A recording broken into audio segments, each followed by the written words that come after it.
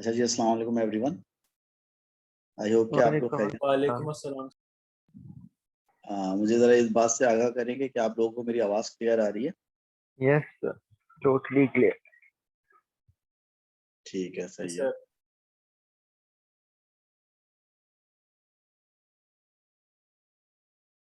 अच्छा जी, तो last time जो हमारी बात हो रही थी वो हम जो है अभी फिजिकल क्वांटिटीज का पहला चैप्टर जो है अभी हम कर रहे हैं।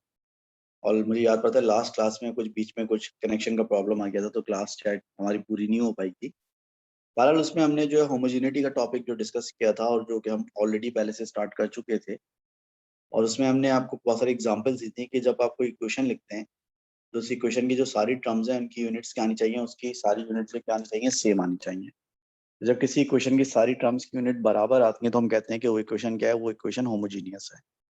इसमें मैंने आपको कुछ एग्जांपल्स दी थी। मिसाल के तौर पर मैंने आपसे कहा था कि देखें, अगर मैं आपको एक इक्वेशन देता हूँ v is equal to u plus a t. मैं आपको एक इक्वेशन देता हूँ v is equal to u plus a T.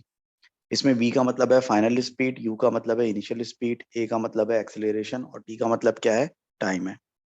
तो इस इक्वेशन में तीन टर्म्स बनती हैं। एक टर्म बनती है v, एक टर्म बनती है u और एक टर्म बनती है at। ठीक है, इस इक्वेशन में तीन टर्म्स बनती हैं। एक टर्म बनती है v, एक टर्म बनती है u और एक टर्म बनती है at। अब ये इक्वेशन अगर होमोजीनियस है तो इस इक्वेशन की जो तीनों यूनिट्स हैं, तीनों जो टर्म्स हैं, उनकी यूनिट सेम आनी चाहिए। जब हम यूनिट ऑफ v निकालते हैं तो वो मीटर पर सेकंड आती है, यूनिट ऑफ v निकालते हैं तो वो मीटर पर सेकंड आती है। और जब हम यूनिट ऑफ at निकालते हैं, यानी एक्सेलरेशन मल्टीप्लाई बाय टाइम की यूनिट निकालते हैं, तो सिंपलीफाई होकर वो भी मीटर पर सेकंड ही बनती है। तो चूंकि इसके तीनों टर्म्स की यूनिट सेम आ रही है तो इसका मतलब ये हुआ कि यहाँ पर जो है वो ये इक्वेशन होमोजीनियस है। ऐसे अगली एग्जांपल मैंने आपको दी थी s is equal to u t plus half at square. अगली एग्जांपल मैंने आपको दी थी s is equal to u t plus half at square.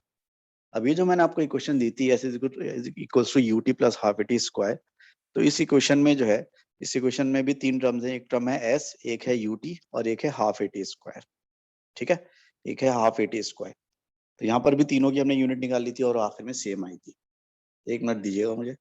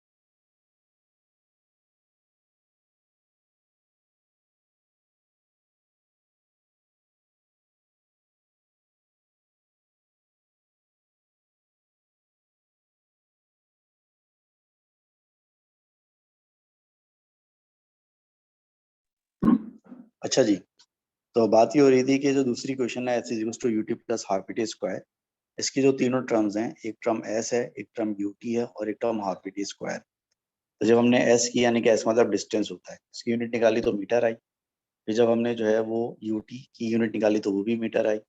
और जब हमने जो हाफ इट स्क्वायर की यूनिट को सिंप्लीफाई किया तो वो भी मीटर आई। तो इसका मतलब ये हुआ कि ये क्वेश्चन होमोजीनियस इक्वेशन। ऐसे ही एक क्वेश्चन लिखी थी 2as is to v square minus u square, इसमें 2as की यूनिट निकाली तो वो मीटर स्क्वायर पर सेकंड स्क्वायर आई, वी स्क्वायर की यूनिट निकाली तो वो भी मीटर स्क्वायर सेकंड पर सेकंड स्क्वायर आई, और यू स्क्वायर की यूनिट निकाली तो वो भी मीटर स्क्वायर पर सेकंड स्क्वायर आई।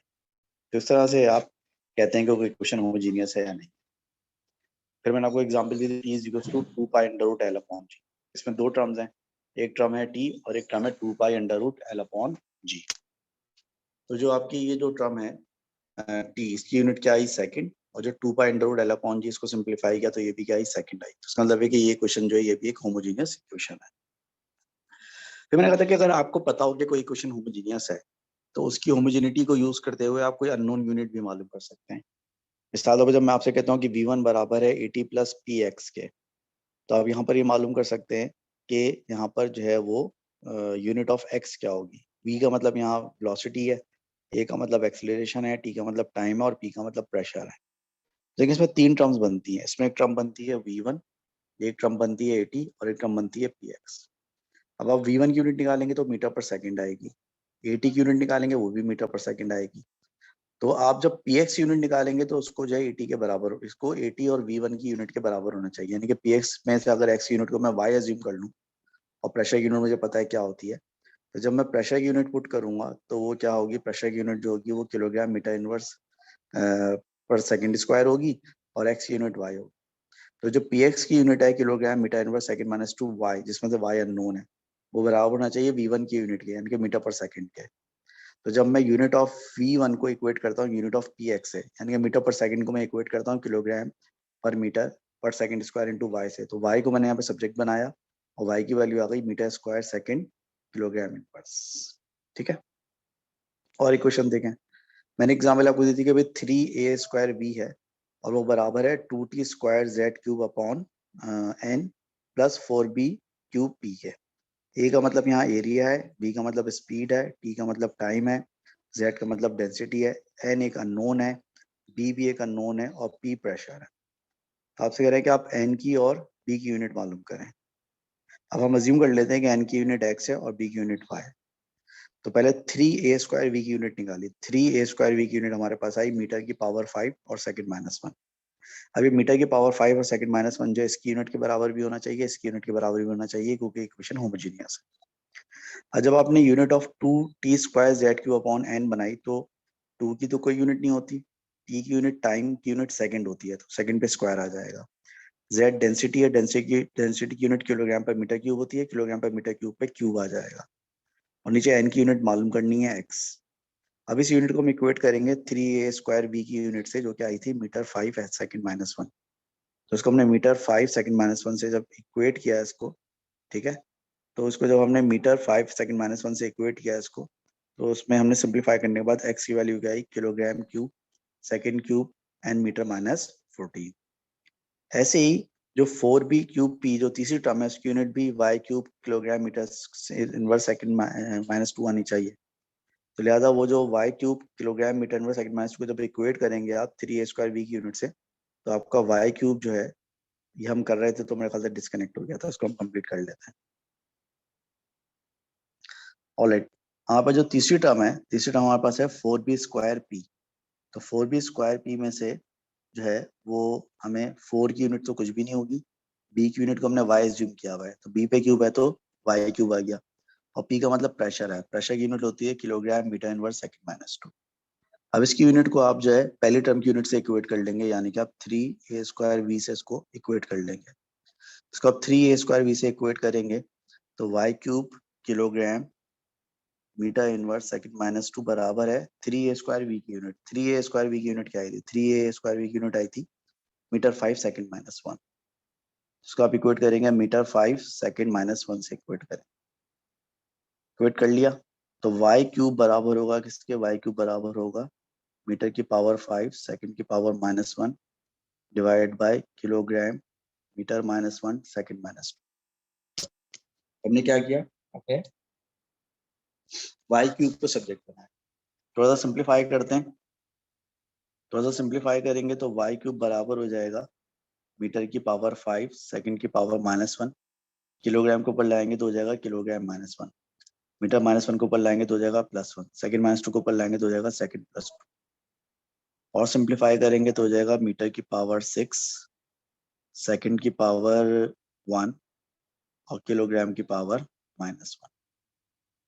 अब हमें y चाहिए, y क्यूब नहीं चाहिए, तो दोनों तरफ हम क्यूब रूट ले लेते हैं। क्यूब रूट ले लिया। क्यूब रूट लेने से क्या होगा, क्यूब कैंसिल हो जाएगा। अच्छा, ये तो आपको पता ही होगा कि अंडर रूट का मतलब होता है, पावर 1/2। ऐसे ही क्यूब रूट का मतलब क्या होता है, क्यूब रूट का मतलब होता है पावर 1/3। तो मीटर की पावर 6 है, इस पर पावर 1/3 भी आ जाएगी। एस की पावर -1 है, इस पर पावर 1/3 भी आ जाएगी।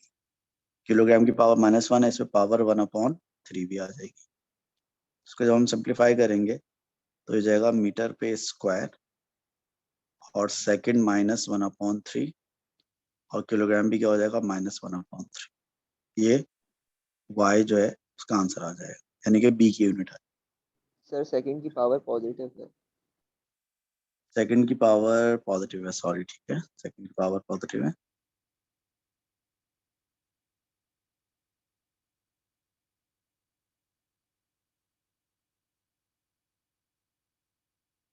सेकंड की पावर पॉजिटिव।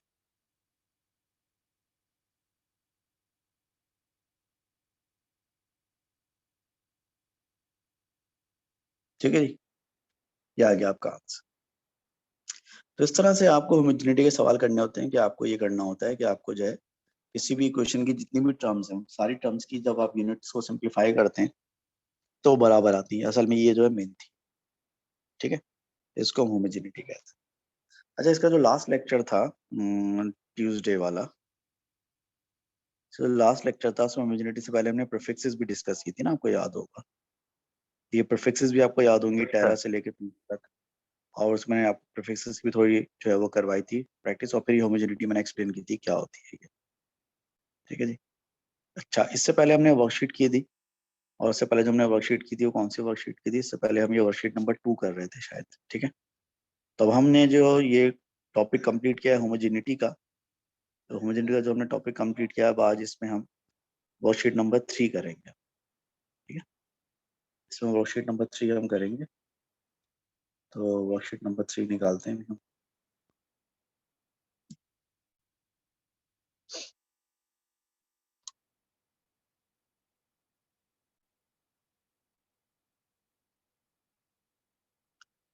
चलें जी, ये आ गई worksheet number 3।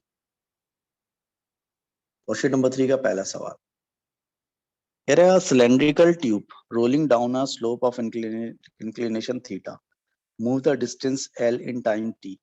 The equation relating these quantities is L into bracket 3 plus a square upon p equals to qt square sin theta, where a is the internal radius and of the tube and p and q are constants.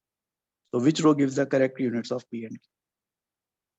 जैसे question में L use हुआ है, A use हुआ है, P use हुआ है, Q use हुआ है, T यूज हुआ है और थीटा यूज। L से मुराद यहाँ पर डिस्टेंस है, A से मुराद यहाँ पर एरिया है, नहीं सॉरी, A से मुराद यहाँ पर रेडियस, P से मुराद यहाँ पर एक अननोन है जो कि हमें नहीं पता क्या चीज है, Q से मुराद एक अननोन है जो कि हमें नहीं पता क्या है, T से मुराद क्या है, T से मुराद है टाइम, और थीटा क्या है, थीटा है एंगल। अब लगे तो पहले इनकी यूनिट्स ले लेते हैं। डिस्टेंस की यूनिट क्या होती है, मीटर। रेडियस की यूनिट होती है मीटर। P एक अननोन है, इसकी यूनिट को हम x एज्यूम कर लेते हैं। Q एक अननोन है, इसकी यूनिट को हम y एज्यूम कर लेते हैं। टाइम की यूनिट सेकंड होती है, और एंगल की यूनिट जो है कुछ भी नहीं होती, एंगल की यूनिट नथिंग, कुछ भी नहीं होती है एंगल। ठीक है, साइन थीटा मतलब यहाँ पर साइन थीटा की कोई यूनिट नहीं। अब पहले तो इसी क्वेश्चन को सिंप्लीफाई कर लें ताकि टर्म्स आपको क्लियर नजर आए। एल को 3 से मल्टीप्लाई करेंगे तो क्या हो जाएगा, 3L। फिर एल को मल्टीप्लाई करेंगे ए स्क्वायर अपॉन पी से, तो जगह एल ए स्क्वायर पी, और क्यू टी स्क्वायर बराबर है किसके, साइन थीटा के। यहाँ पर अगर हम यूनिट्स पुट करें, यहाँ पर अगर हम यूनिट्स पुट करें तो यूनिट्स ऑफ 3L क्या होनी चाहिए, यूनिट्स ऑफ 3L में 3 की तो कोई यूनिट नहीं होगी, L की यूनिट मीटर। ऐसे ही units of L A square upon P क्या होनी चाहिए, L की यूनिट मीटर है ए की यूनिट भी मीटर है क्योंकि ये रेडियस है, मीटर पे स्क्वायर आ जाएगा, और पी की यूनिट को हमने एक्स एज्यूम किया हुआ जो कि हमें मालूम करना है, तो हो जाएगा एम क्यूब अपॉन एक्स। ऐसे ही अगर हम units of Q t square sine theta मालूम करते हैं, तो क्यू की जो यूनिट है वो तो हमें नहीं पता है क्या, इसको हमने वाई एज्यूम किया हुआ है। टी टाइम है, टाइम की यूनिट सेकंड होती है, लेकिन टी पे स्क्वायर है, सेकंड पे स्क्वायर आ जाएगा, और साइन थीटा की यूनिट कुछ भी नहीं। तो अब तीनों टर्म्स की यूनिट आपस में बराबर होनी चाहिए ना अकॉर्डिंग टू होमोजेनिटी। ये तीन यूनिट्स हैं, तो पहले आप m को इक्वेट कर लें एम क्यूब अपॉन एक्स से, तो x बराबर होगा एम क्यूब अपॉन एम के, यानी कि x बराबर होगा एम स्क्वायर। तो यूनिट ऑफ p निकल आई, यूनिट ऑफ p को आपने x अज्यूम किया था ना, और यूनिट ऑफ p क्या निकल आई, एम स्क्वायर निकल आई। इसी तरह आप जो है इस m को इक्वेट कर लें तीसरी यूनिट से, यानी कि y सेकंड स्क्वायर से, तो y को सब्जेक्ट बनाएंगे तो हो जाएगा मीटर पर सेकंड स्क्वायर, यानी कि मीटर सेकंड माइनस 2। तो q की यूनिट y जो है वो मीटर सेकंड माइनस 2 आ गई, और p की यूनिट x जो है वो मीटर स्क्वायर आ गई। तो p की यूनिट जो है मीटर स्क्वायर होनी चाहिए, और q की यूनिट मीटर पर सेकंड स्क्वायर होना चाहिए। तो आंसर क्या होना चाहिए, आंसर आपका बी होना चाहिए। सही है भाई, कुछ समझ में आई बात। यानी कि यहाँ पर आपको दो अननोन की यूनिट्स मालूम करनी थी ना, तो हम क्या करते हैं, हम ये करते हैं कि सारी टर्म्स की यूनिट जो होती हैं हम उनको बराबर जो है वो लेते हैं, क्योंकि होमोजेनिटी के हिसाब से तमाम, ये किसी भी क्वेश्चन की तमाम टर्म्स की यूनिट सेम होनी चाहिए। तो हमने पहली सर ये टर्म की यूनिट लास्ट निकाली। में नहीं समझ आया क्या हुआ। देखो हमने पहले तीनों की यूनिट निकाली, मैं इसको जरा जरा बड़े पेज पे सॉल्व करता हूँ यहाँ से। देखें क्वेश्चन क्या है, 3, देखें क्वेश्चन यहाँ पर है 3 bracket L plus a square upon p is equal to q t square sine theta, ये है ना क्वेश्चन। 3L, सॉरी L है, बाहर L है अंदर 3 है, L into bracket 3 plus a square upon p is equal to q t square upon sine theta. ठीक है, पहले मैंने इस क्वेश्चन को सिंप्लीफाई किया, L 3 को मल्टीप्लाई करेगा 3L हो जाएगा, फिर ये हो जाएगा L ए स्क्वायर अपॉन पी हो जाएगा, और ये बराबर होगा किसके, q two square sine theta. ठीक है, अब यहाँ पर इक्वेशन होना क्या चाहिए कि यूनिट्स ऑफ 3L जो है वो बराबर होना चाहिए किसके, units of L A square upon P है। तो किसी भी होमोजेनियस इक्वेशन में दो टर्म्स की यूनिट बराबर होती है, यानी सारी टर्म्स की यूनिट आपस में बराबर होती है।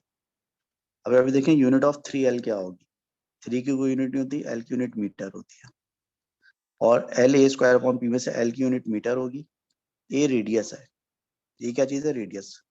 रेडियस की यूनिट क्या होती है, रेडियस की यूनिट मीटर होती है। तो चूंकि रेडियस पे स्क्वायर है, पे स्क्वायर है, तो उसकी यूनिट यानी कि मीटर पे भी स्क्वायर होना चाहिए, और पी की यूनिट को आपने एक्स एज्यूम किया हुआ है, तो x बराबर हो जाएगा इसके, m से m कैंसिल हो जाएगा, x बराबर हो जाएगा मीटर स्क्वायर के, यानी कि जो यूनिट्स ऑफ p है जिसको आपने x अज्यूम किया हुआ था x, वो किसके बराबर आ रही है, मीटर स्क्वायर के बराबर आ रही है।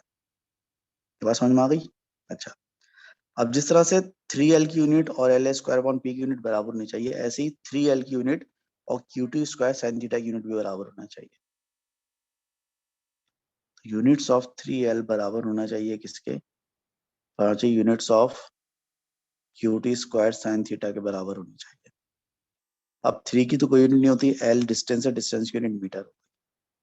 ऐसे Q की यूनिट हमें मालूम करनी है, उसको हमने Y एज्यूम किया हुआ है। T की यूनिट सेकंड होती है, T टाइम है, लेकिन चूंकि T पे स्क्वायर है तो उसकी यूनिट पे भी स्क्वायर आएगा, और साइन थीटा की कोई यूनिट नहीं होती, नो यूनिट। ठीक है, अब यहाँ पर आपको Y को सब्जेक्ट बनाना है, Y को सब्जेक्ट बनाएंगे तो सेकंड स्क्वायर वहां पे जाके डिवाइड करेगा, मीटर पर सेकंड स्क्वायर हो जाएगा, और डिनोमिनेटर को ऊपर ले आएंगे तो मीटर सेकंड माइनस 2। अब Y क्या चीज है, Y जो है वो है यूनिट्स ऑफ Q है, और यूनिट्स ऑफ Q Y किसके बराबर आ रही है, मीटर पर सेकंड स्क्वायर के बराबर।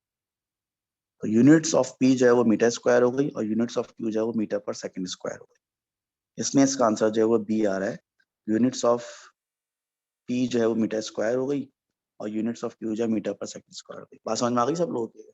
जी सर। सर एक सवाल है। Clear sir, thank you. साहब बोलो क्या सवाल है। सर जैसे एक होमोजीनियस इक्वेशन में जो यूनिट्स होते हैं वो हर टर्म के एक होते हैं, ऐसे ही है? हाँ, ट्रम्स, जो एक ट्रम है ना उसमें बहुत सारे वेरिएबल हो सकते हैं, तो उन सारे सही है। वेरिएबल को सिंप्लीफाई करेंगे या सिर्फ एक वेरिएबल हो तो उसकी जो यूनिट आएगी ना बाकी टर्म्स की भी वही यूनिट आएगी। तो जो इस इक्वेशन में अगर हम इसको मतलब एक्सपेंड करें तो L3 अलग आ रहा है, उसके बाद फिर L मतलब है A² डिवाइड बाई P अलग आ रहा है। सही है। बिल्कुल तो आपने नीचे कुछ लिखा था, इसको इससे प्लस करेंगे तो फिर फाइनल की टर्म आएगी, या ऐसा है, या फिर तीनों की मतलब एक ही है, मतलब वो कहीं भी नहीं इक्वेट होती एक है। ही आएगी। मैंने जो इक्वेशन बनाई है सिंप्लीफाई किया है मैंने, जब इस ब्रैकेट को मैंने ओपन किया तो एक टर्म 3L बनी, सही है। एक टर्म L A² P बनी और एक टर्म सही है। U2² tan थीटा बनी। सही है, तो ये मतलब तीनों तीन की टर्म है, एक यूनिट है। तीनों की यूनिट सेम है। सही। सही है। सही है। सही है। ठीक है। Alright. दूसरा question, decimal sub multiples and multiples of units are indicated using a prefix to the unit. For example, the prefix milli represents 10 power minus 3. So which row gives the sub multiples or multiples represented by pico and giga?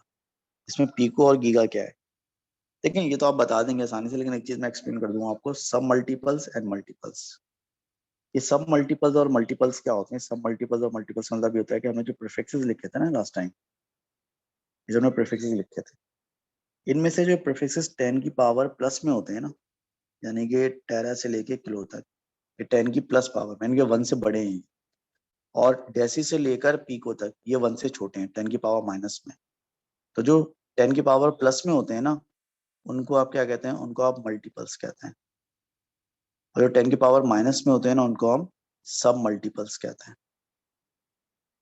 यानी कि जो आपके prefix हैं टेरा, giga, mega, kilo, ये चारों multiples हैं, और जबकि सब आपके जो बाकी जो प्रीफिक्सेस हैं जैसे किलो, डेसी, सेंटी, मिली, माइक्रो, नैनो, पीको, ये सारे सब मल्टीपल्स हैं।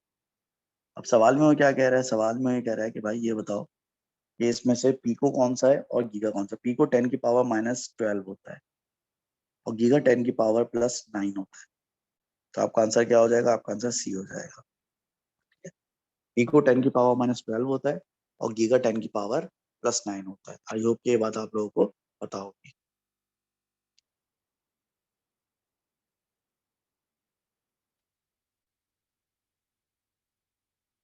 Question number 3, which statement using prefixes of base units meter is not correct? कौन सी चीज गलत लिखी है उसने? 1 पिकोमीटर 10 की पावर माइनस 12 मीटर के बराबर होता है? बिल्कुल होता है। Yes, sir. 1 नैनोमीटर 10 की पावर माइनस 9 मीटर के बराबर होता है? बिल्कुल होता है। ठीक है। 1 मेगामीटर 10 की पावर 6 के बराबर होता है? बिल्कुल होता है। 1 गीगामीटर 10 की पावर 12 के बराबर होता है? नहीं होता। 1 गीगामीटर 10 की पावर 9 के बराबर होता है। ठीक है। ये जो 12 होता है इसको टेरा कहते हैं, गीगा जो है वो 9 को कहते हैं। तो 1 गीगामीटर 10 की पावर 12 मीटर के बराबर नहीं होता, बल्कि 1 गीगामीटर 10 की पावर 9 मीटर के बराबर होता है। तो इसमें जो गलत लिखा हुआ है वो कौन सा लिखा हुआ है? गलत इसमें डी लिखा हुआ है। तुम्हारा आंसर क्या हो जाएगा? हमारा आंसर डी हो जाएगा। Question number 4, how many cubic nanometres यानी कि N metre cube are in a cubic micrometre? एक क्यूबिक माइक्रोमीटर में कितने क्यूबिक नैनोमीटर होंगे? चलिए ये आप लोग सॉल्व करें इसको। 2 मिनट देता हूँ आपको, ट्राई करें।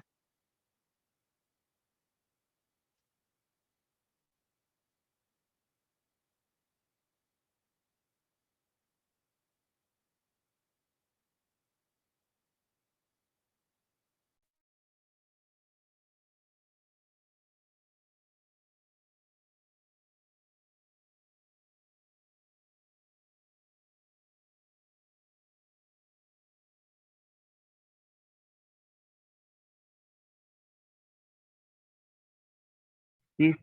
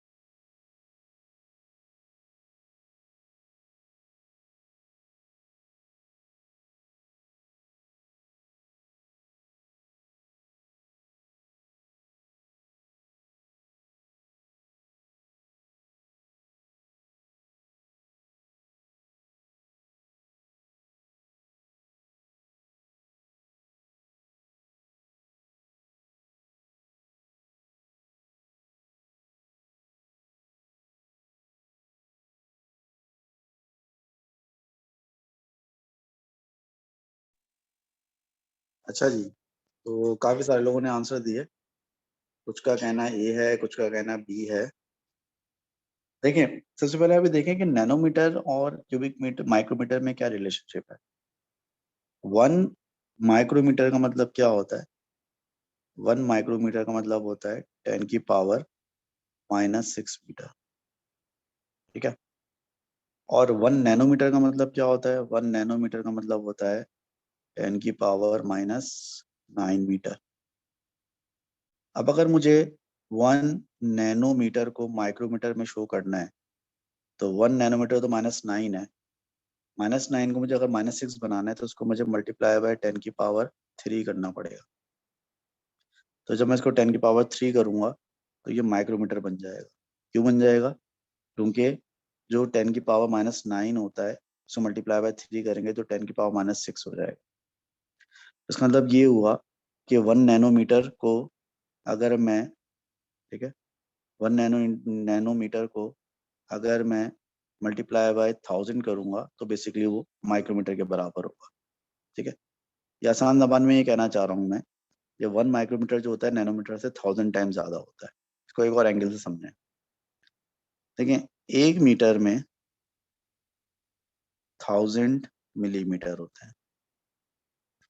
इसी तरह 1 मिलीमीटर में 1000 माइक्रोमीटर होते हैं, और 1 माइक्रोमीटर में 1000 नैनोमीटर होते हैं, क्योंकि ये सब 10 की पावर 3 के ऑर्डर में चल रहे हैं। देखें, 1 इंटू 10, 1 को आप 1 मीटर को आप क्या कहते हैं? 1 मीटर को आप 1 मीटर कहते हैं। और 10 की पावर -3 मीटर को आप क्या कहते हैं? 1 मिलीमीटर कहते हैं। और 10 की पावर -6 मीटर को आप क्या कहते हैं? 1 माइक्रोमीटर कहते हैं। और 10 की पावर -9 मीटर को आप क्या कहते हैं? नैनोमीटर कहते हैं। और 10 की पावर -12 मीटर को आप क्या कहते हैं? 1 पिकोमीटर कहते हैं। तो बेसिकली 1000 के डिफरेंस से चल रहे हैं, मीटर, मिलीमीटर, माइक्रोमीटर, नैनोमीटर। तो आपका जो 1 माइक्रोमीटर है, वो बराबर है 1000, यानी कि 10 की पावर 3 नैनोमीटर के बराबर, ठीक है। अगर आप क्यूब कर लें, क्यूब कर लिया और यहाँ पर भी क्यूब कर लें, तो 1 का क्यूब कितना होता है? 1। और माइक्रोमीटर का क्यूब क्या होगा? Cubic micrometer. 10 की पावर 3 का क्यूब क्या होगा? 10 की पावर 3 3 जा 9, जगह क्यूबिक नैनोमीटर। तो पता ही चला कि 1 माइक्रोमीटर क्यूब बराबर है 10 की पावर 9 क्यूबिक नैनोमीटर, ठीक है। 1 क्यूबिक माइक्रोमीटर बराबर है किसके? 10 की पावर 9 क्यूबिक नैनोमीटर। तो आपका आंसर यहाँ पर क्या होना चाहिए? आपका आंसर यहाँ पर 10 की पावर 9 होना चाहिए। 1 माइक्रोमीटर में 10 की पावर 9 क्यूबिक नैनोमीटर। हाँ भाई, कुछ को समझ में आई बात? Yes sir. अच्छा, काफी सारे शोर के साथ अहमद अफजल ने का बोला कि यस सर। खैर कोई बात नहीं। नहीं सर, इधर नहीं पूछो। नहीं, बैकग्राउंड पे काफी शोर आ रहा है, लग रहा है तुम काफी मतलब सिनेमा में बैठ के देख ले रहे हो शायद क्लास। ऑलराइट, कोई बात नहीं। Question number 5। क्वेश्चन नंबर 5 में कह रहा है कि an ion is accelerated in a vacuum by a series of electrode. A graph of the power supplied to the ion is plotted against time. So what is represented by the area under the graph between the two times? The average force, the change in kinetic energy, the change in momentum, or the change in velocity. देखिए, एक चीज को आप समझें, ये चीज अभी आगे चल के हम कई दफा डिस्कस करेंगे। जब हम कोई ग्राफ बनाते हैं, और फर्स्ट करें यहाँ पर हमने ली क्वांटिटी x, और y एक्सिस पे हमने ली कोई क्वांटिटी y, और फिर ग्राफ चाहे किसी भी शेप का बने, पर कहीं शेप का ग्राफ बना, ये ग्राफ का एरिया। तो ग्राफ का एरिया जो होता है ना, वो हमेशा उस क्वांटिटी को रिप्रेजेंट करता है जो कि quantity on x multiply by quantity on y के बराबर। क्या मतलब है इसका? तो मतलब ये है कि किसी भी ग्राफ का जो एरिया अंडर द ग्राफ होता है, ठीक है, वो रिप्रेजेंट करता है। कैलकुलेट तो वो एरिया के फॉर्मूले से ही होगा, लेकिन रिप्रेजेंट किसको करेगा? वो रिप्रेजेंट करेगा एक ऐसी क्वांटिटी को जो कि बराबर होगी किसके? जो कि बराबर होगी product of quantities on x and y. And Y.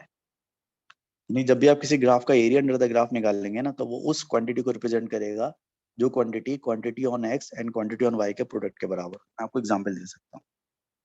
Example मैं आपको दे सकता हूँ कि आप बचपन में फॉर्मूला आप एक ग्राफ बनाते थे स्पीड टाइम का, बनाते थे नहीं बनाते थे काइनेमेटिक्स में।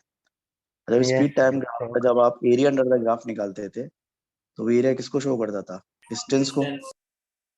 क्यों शो करता था डिस्टेंस को? क्योंकि डिस्टेंस बराबर होता है स्पीड मल्टीप्लाई बाय टाइम, यानी quantity on x and quantity on y के प्रोडक्ट के बराबर होता है डिस्टेंस, इसलिए एरिया डिस्टेंस को शो करता था।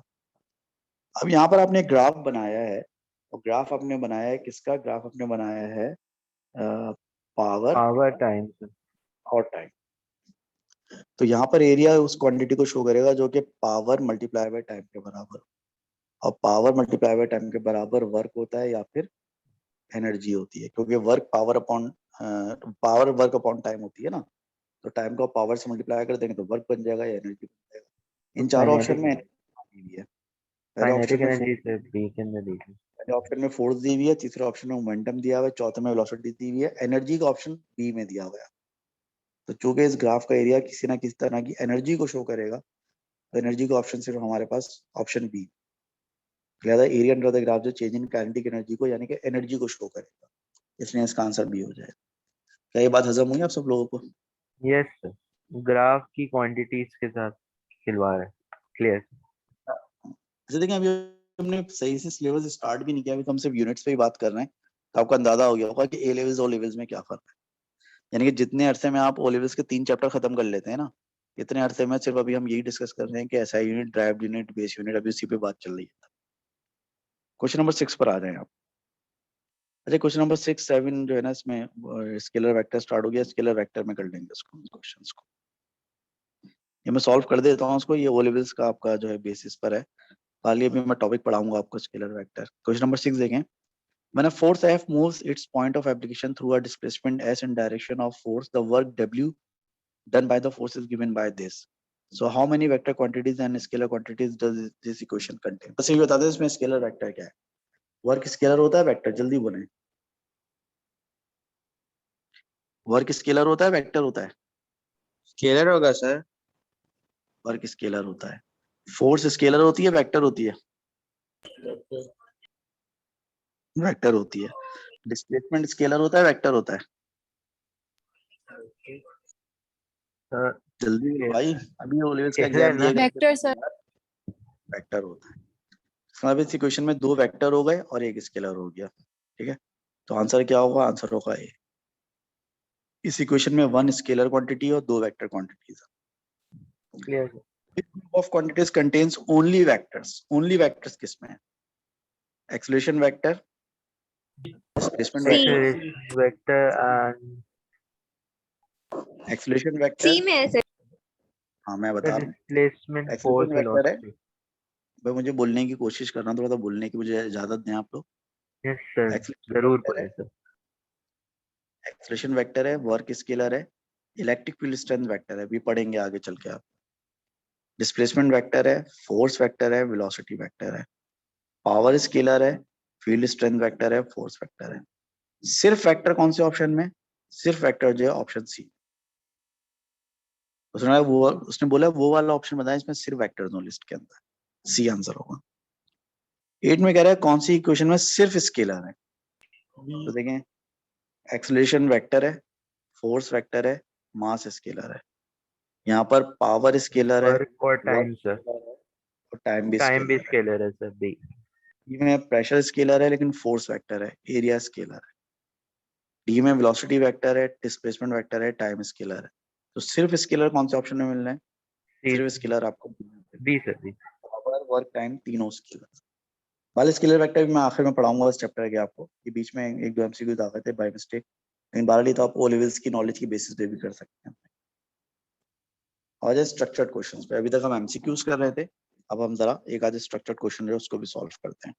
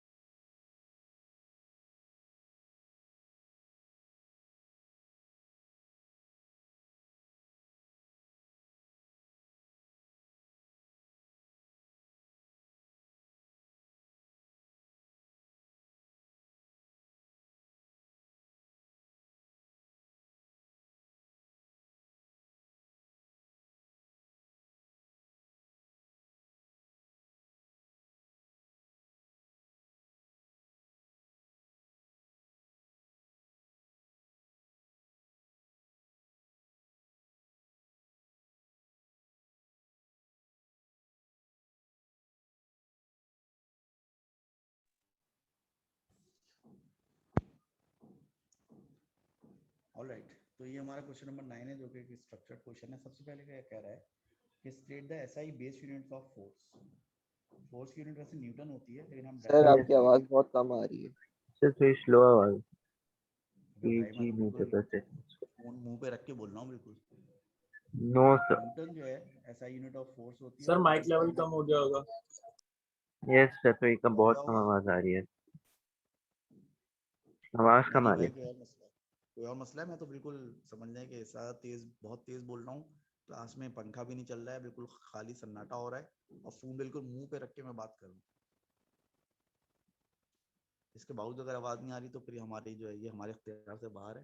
और जब इख्तियार से बाहर होती है कोई चीज़, तो उसके बारे में सब्र करते हैं बस, और अल्लाह से दुआ करते हैं कि अल्लाह ताला जो है वो बेहतरी करे बस। ठीक है, इंशाल्लाह। इंशाल्लाह। तो हमने तो ऐसा यूनिट ऑफ फोर्स न्यूटन होती है। और बेस यूनिट में जब न्यूटन को लिखते हैं तो हम 25 दफा लिख चुके हैं कि न्यूटन बराबर होता kg है। मीटर पर सेकंड। अगर अभी भी आपको याद नहीं हो तो इसका मतलब ये है कि आप पुराने लेक्चर्स रिवाइज नहीं कर रहे हैं, और आप काहली का, सुस्ती का, और नाअहली का और नालायकी का मुजाहरा कर रहे हैं। ठीक है, तो न्यूटन जो है बेस यूनिट्स में किसके बराबर होती है? किलोग्राम मीटर पर सेकंड स्क्वायर के बराबर होती है। खत्म हो गई part B. Two wires each of length L are placed parallel to each other. A distance x apart as shown. दो वायर्स हैं, इनकी लंबाई दोनों की L लंबाई है, और दोनों के बीच में डिस्टेंस x है, दोनों पैरेलल रखे हैं। Each wire carries a current I. इसमें भी करंट I जा रहा है, और इसमें भी करंट I जो इसमें से घूम रहा है, निकल रहा है। करंट की वजह से यहाँ पर एक फोर्स पैदा हो रही है। ठीक है, करंट की वजह से यहाँ पर एक फोर्स पैदा हो रही है, और उस फोर्स का फॉर्मूला है F = KI²L। ठीक है, और उस फोर्स का फॉर्मूला क्या है? इस फोर्स का फॉर्मूला है,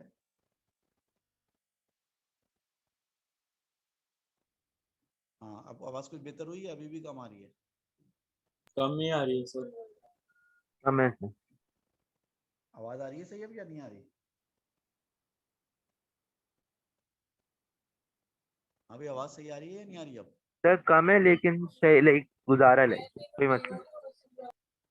अच्छा गुजारा कर लो यार, मुझे समझ में नहीं आ रहा। मैं तो बिल्कुल फोन जो है मुझे पास रखना है, मैं तो ना माइक यूज कर रहा हूँ ना हेडफोन यूज कर रहा हूँ, डायरेक्ट फोन में बोल रहा हूँ। मैं तो आवाज बिल्कुल क्लियर आनी चाहिए मेरी। सर पहले सही आ रही थी, आप थोड़े से गैप आए थे उसके बाद कम हो गई। हाँ ये असल में मैं सही आवाज आई थी, पीछे मेरी कॉल आ गई थी, मैंने कॉल रिसीव की, कॉल रिसीव करने के बाद से आवाज को पता नहीं कुछ हो गया। तो जिसने कॉल की थी उसने कोई वायरस वगैरह छोड़ दिया शायद मेरे फोन में, अल्लाह मालिक है। अभी सुना जरा, अब ये उसने इक्वेशन लिख के दिया आपको, F बराबर है KI²L/x के बराबर है। यहाँ पर F का मतलब फोर्स है, K जो एक कांस्टेंट है, K एक कांस्टेंट है जो नहीं पता क्या है, I करंट है, L लेंथ है, और X जो है वो डिस्टेंस बिटवीन द वायर्स है। तो फोर्स की यूनिट तो वही हो जाएगी किलोग्राम मीटर पर सेकंड स्क्वायर यानी कि न्यूटन। K की यूनिट हमें पता नहीं है क्या है, करंट की यूनिट एम्पियर होती है, L लेंथ है, मीटर होती है, X डिस्टेंस है, मीटर होती है। आपसे कह रहा है K की यूनिट्स मालूम करें। तो अगर आपको K की यूनिट्स मालूम करनी है तो आप फॉर्मूले में K को सब्जेक्ट बना दें। पहले K को सब्जेक्ट बनाएंगे तो आएगा F × X / I² × L। अब अगर आप यूनिट्स ऑफ K निकालना चाहते हैं तो आपको बाकी सबकी यूनिट्स पुट करना पड़ेंगी। तो अगर आप यूनिट्स ऑफ K अगर निकालना चाहते हैं आप, तो यूनिट्स ऑफ K निकालने में क्या होगा? यूनिट्स ऑफ K निकालने में ये होगा कि फोर्स की यूनिट क्या लेंगे आप? किलोग्राम मीटर सेकंड -2, X आएगा मीटर, I आएगा एम्पियर स्क्वायर, और L आएगा मीटर। ठीक है,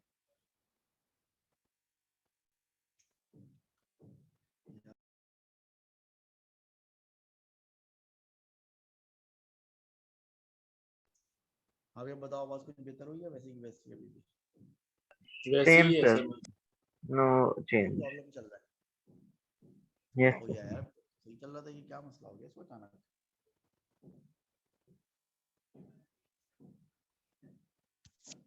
रीकनेक्ट करके देखो। सर सर कह रहे थे कंटिन्यू सर। ऑडियो डिस्कनेक्ट करके दोबारा कनेक्ट करके देखो। मैंने ऑडियो डिस्कनेक्ट करके दोबारा कनेक्ट किया, फिर भी कोई फर्क नहीं पड़ रहा।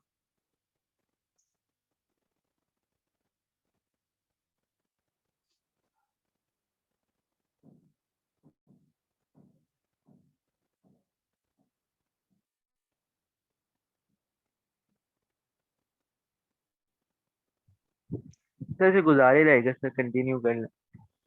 तो गुजारा तो हो रहा है ना, बस गुजारा करो, गुजारा भी करना सीखना चाहिए आदमी को जिंदगी में।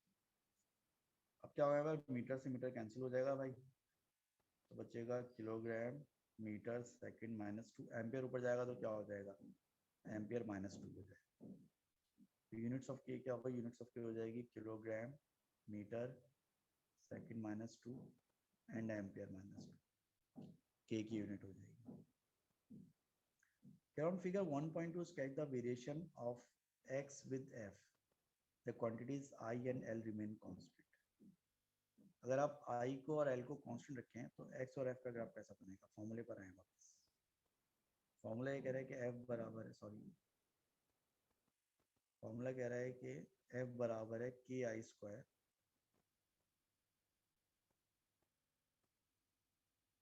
f बराबर है k i square l upon x, ये है फॉर्मूला।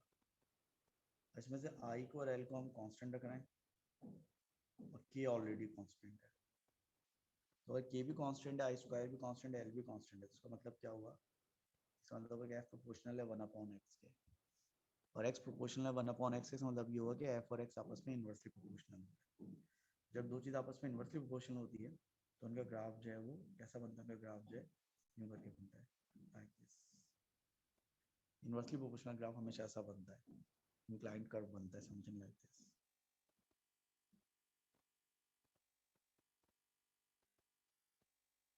इस तरह से ये इन्वर्सली प्रोपोर्शनल का ग्राफ हो जाएगा।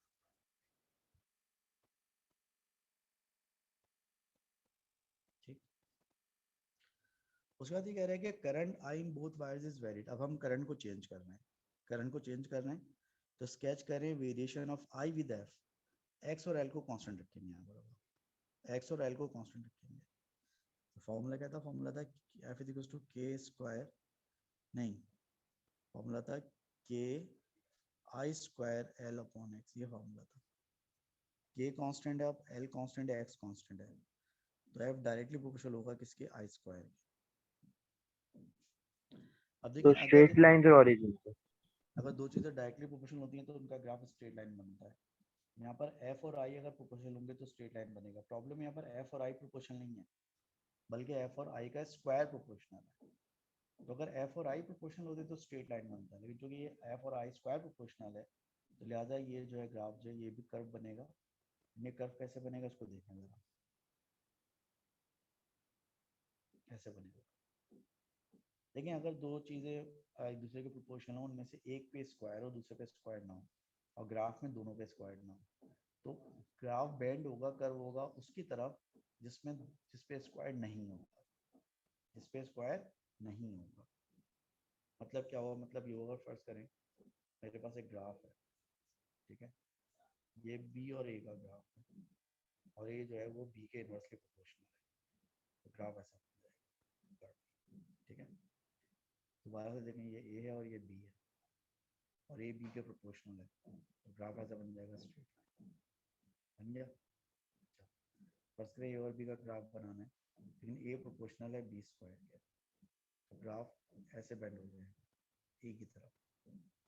और फर्स्ट करें कि अगर ए और बी का ग्राफ बनाना है और ए स्क्वायर प्रोपोर्शनल है बी के, तो ग्राफ ऐसा कर्व होगा बी की तरफ। यानी अगर दो चीज़ें इनवर्सली प्रोपोर्शनल होती हैं तो ये इस तरह का ग्राफ बनता है, ठीक है। डायरेक्टली प्रोपोर्शनल होती है तो अच्छा ग्राफ बनता है। अब अगर डायरेक्टली प्रोपोर्शनल में किसी एक पर स्क्वायर हो लेकिन ग्राफ पे स्क्वायर ना हो, ग्राफ में ए और बी लिखा हुआ लेकिन डायरेक्टली प्रोपोर्शनल में किसी एक पे स्क्वायर हो, तो ग्राफ हमेशा उस तरफ बेंड होगा जिस पर स्क्वायर नहीं होगा। यानी इस इक्वेशन में ए पे स्क्वायर नहीं है ना, तो ग्राफ ए की तरफ बेंड होगा। इस इक्वेशन में बी पे स्क्वायर नहीं है ना, तो ग्राफ बी की तरफ बेंड होगा। तो हमारी जो इक्वेशन है उसमें एफ और आई में से एफ पे स्क्वायर नहीं है, तो हमारा ग्राफ किस तरफ बेंड होगा, हमारा ग्राफ एफ की तरफ बेंड होगा, इस तरह से बनेगा। ठीक है जी। और सर अगर Yes. इनवर्स पे स्क्वायर हो, जैसे a inverse 1 upon b square, a is inverse proportional b square, वो इनवर्स पे अगर स्क्वायर आ जाएगा तो उसका ग्राफ उसी शेप का बनेगा, बस उसका ग्रेडियंट जरा चेंज हो जाएगा। तो वो ज़रा अभी फिलहाल हम डिस्कस नहीं कर रहे हैं, हम डेप्थ में नहीं जा रहे, अभी तो आपको मोटी मोटी बातें बता रहा हूँ ना। वो तो जब कोई ऐसा ग्राफ आएगा आगे चल के, जब आप बहुत सारी फिजिक्स पढ़ चुके होंगे तो फिर बारीकियों में जाएंगे, वो तो मोटी मोटी बातें बता रहा हूँ मैं आपको, ठीक है। सही है सर। ऑल राइट, तो ये हमने जो है होमोजेनिटी का जो कॉन्सेप्ट है वो भी डिस्कस कर दिया आपने। तो आपकी क्लास कितने बजे तक है? 12:30 तक है, 1 बजे तक है? 12:30 बजे साढ़े तक? बारह 12:30 सर। 12:30 बजे तक, ठीक है। तो अब देखें सूरत हाल कुछ ऐसी है कि आपने होमोजेनिटी का कॉन्सेप्ट भी कर लिया, प्रीफिक्सेस का कॉन्सेप्ट भी कर लिया है, ड्राइव यूनिट का कॉन्सेप्ट भी कर लिया, एस्टिमेशन भी कर लिया और बेस यूनिट का कॉन्सेप्ट भी कर लिया है, ठीक है। अब आगे जो है हम जो है वो मजीद कुछ बात करने जा रहे हैं।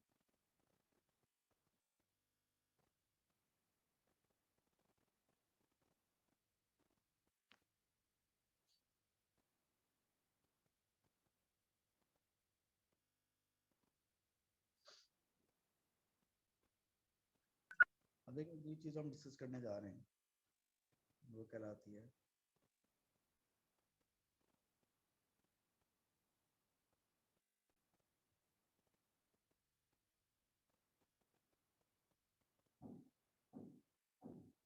Types of error. अगली चीज़ हम डिस्कस करने जा रहे हैं वो क्या कहलाती है? वो कहलाती है types of error. Types of error होता ये कि फिजिक्स में जब हम कोई एक्सपेरिमेंट करते हैं, कोई रीडिंग लेते हैं, कोई कंक्लूजन निकालते हैं, कोई जो है वो हम कोई रिजल्ट मालूम करते हैं किसी कैलकुलेशन का या किसी मेजरमेंट का, तो उसमें एरर्स होती हैं because nobody is perfect and no reading is perfect. अब जो उसमें एरर होती हैं वो एरर को आमतौर पर हम दो कैटेगरीज में जो डिवाइड करते हैं। एक जो कैटेगरी है क्या कहलाती है? एक कैटेगरी कहलाती है रैंडम एरर और एक कैटेगरी जो क्या कहलाती है? एक कैटेगरी कहलाती है सिस्टमैटिक एरर, ठीक है। एक एरर क्या कहलाती है? रैंडम एरर और एक एरर क्या कहलाती है? सिस्टमैटिक एरर कहलाती है। तो हम यहाँ पे तफसील से अब ये समझने की कोशिश करनी है कि रैंडम एरर से हमारी क्या मुराद होती है और सिस्टमैटिक एरर से हमारी क्या मुराद होती है, ठीक है। अब ज़रा ये लंबा डिस्कशन है, जब हमारे पास 4 मिनट रहने हैं, 4 मिनट में तो डिस्कशन नहीं हो सकता ये, तो उसको इंशाल्लाह हम कल की क्लास में कंटिन्यू करेंगे। वैसे ही आप लोग काफ़ी आगे निकल रहे हैं क्योंकि सेक्शन बी वालों की लास्ट वीक में कोई भी क्लास नहीं है, आप लोग की माशाल्लाह से 3 क्लास हुई हैं लास्ट उसमें, तो लिहाजा आप लोग वैसे भी आगे निकल रहे हैं तो आप थोड़े स्लो हो जाएं ताकि पहले बी वालों को आपके बराबर नहीं हो डी वालों को, ठीक है ना। अच्छा तो बस ये कि आज के लिए इतना काफ़ी है, कल की क्लास में इंशाल्लाह ताला फिर हम यहीं से कंटिन्यू करेंगे, टाइप्स ऑफ एरर से ही स्टार्ट करेंगे इंशाल्लाह ताला, ठीक है। इंशाल्लाह sir. That is sir all आपकी फॉर आवाज़ सही आ रही इंशाल्लाह है। इंशाल्लाह कंटिन्यू करते हैं। सर, आवाज बिल्कुल सही होगी। अल्लाह हाफिज। हाँ बोलें क्या? अल्लाह बोलें, मुझे हाफिज सर। आवाज़ नहीं आई आपकी। सर अब आवाज एकदम से सही हो गई, फिर वापस खराब हो गई। आवाज़ बिल्कुल भी नहीं आ रही मुझे।